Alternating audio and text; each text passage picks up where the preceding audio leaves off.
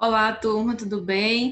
Vamos dar início à nossa aula da semana. Vamos continuar discutindo, um pouquinho sobre a revolução técnico-científica e informacional, como começamos na semana passada, mas esta semana nós vamos discutir especificamente sobre as transnacionais, no caso, da economia americana e da economia africana.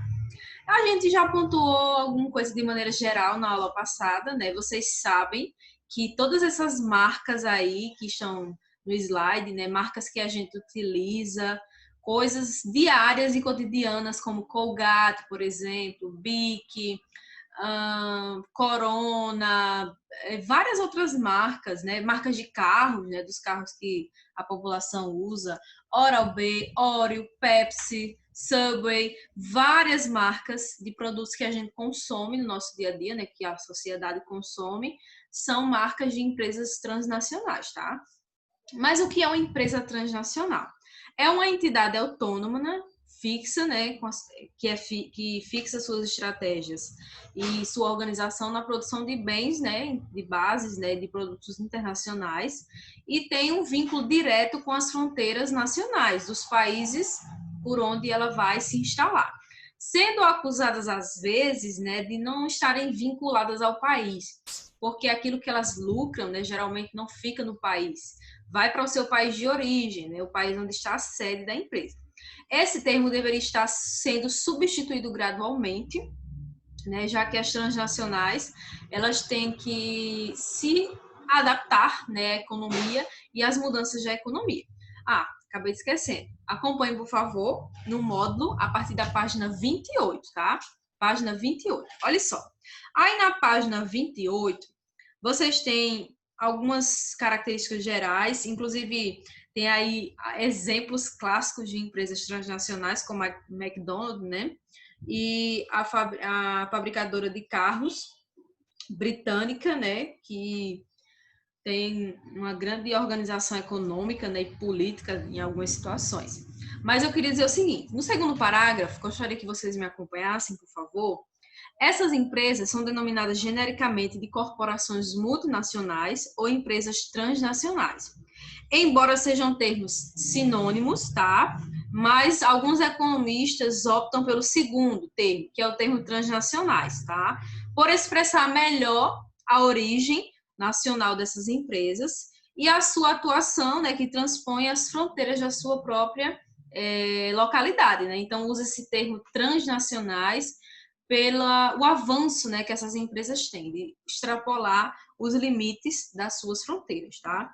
Dessa forma, em vez de empresas com múltiplas nacionalidades, como dá a entender as multinacionais, né? Porque se a gente usar o termo multinacionais, é como se essas empresas elas tivessem várias nacionalidades, mas não é assim, né? Se a gente for observar, toda a organização e toda a estrutura dela vai de acordo com a sua nacionalidade, o país onde ela foi criada.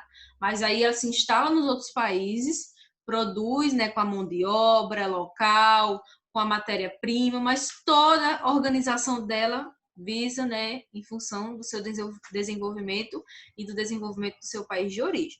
As transnacionais são, portanto, né, empresas com atuação coordenada em mais de um país que se valem, né, de operações, tá, de terceirizados em algumas situações, né? Então, às vezes elas contratam empresas terceirizadas para fazer a sua produção e parte considerável dessa produção, né, ela vai para o seu país de origem. Então, essa produção, ela é, na verdade, ela é vendida no país, só que o lucro dela acaba sendo transferido para o seu país de origem, tá? Mas aí a gente vai entender um pouquinho sobre as transnacionais, especificamente na América Latina e também na África, tá? Gostaria que vocês fossem ir para a página 30, por favor, página 30. Olha só, a gente tem na América Latina, né, ou melhor, na América, de maneira geral, várias transnacionais. Só que é nos Estados Unidos e no Canadá onde estão concentradas as maiores empresas do continente americano, né, com sedes e com filiais. A América Latina, ela é um grande centro produtor dessas transnacionais, tá? Nós tínhamos países com muitos recursos naturais, com mão de obra barata, e é um atrativo para essas empresas, né? Elas, quanto mais mão de obra barata, quanto mais trabalhadores que ganhem pouco, né, naquele serviço, e quanto mais matéria-prima, né, produtos básicos para fabricar e transformar dentro dessas empresas, melhor para elas. Brasil, Argentina, México e Chile, eles passaram a ter uma abertura maior dos seus mercados, né, para essas empresas estrangeiras, sobretudo no final do século XX. A gente se abre, né, para esse mercado novo naquela época, e esses países eles acabam abrindo as portas para essas empresas. Então elas vêm, se instalam no Brasil, na Argentina, no México, no Chile, e vão se desenvolver nesses países. Vocês sabem que o Brasil é um celeiro de transnacionais, né, de filiais das transnacionais, na verdade. Mas a gente também tem as nossas transnacionais, tá? Um exemplo clássico é a Petrobras, que é uma empresa nacional, né, originalmente brasileira, mas que também está em outros países, como a Espanha, por exemplo. Há uma dificuldade, né, de formação de tecnopolos na América Latina, de polos, né, de desenvolvimento de tecnologia, justamente pelos baixos índices educacionais. A gente sabe que a educação na América Latina, nos países que ainda estão em desenvolvimento, ela é precária em várias situações, né? Então, o ensino superior, ele cresce muito lentamente, se a gente for comparar os países desenvolvidos. E isso dificulta a formação de polos, né, de desenvolvimento tecnológico. Por quê? Precisa de gente qualificada para produzir essa tecnologia.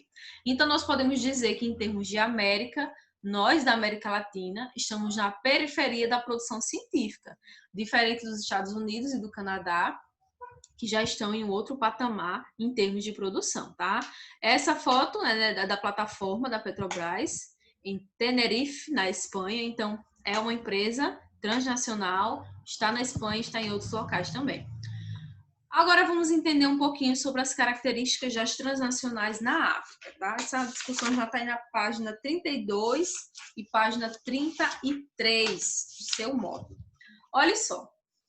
Bom, se a gente for observar o continente africano, a gente sabe que as limitações econômicas são muito grandes.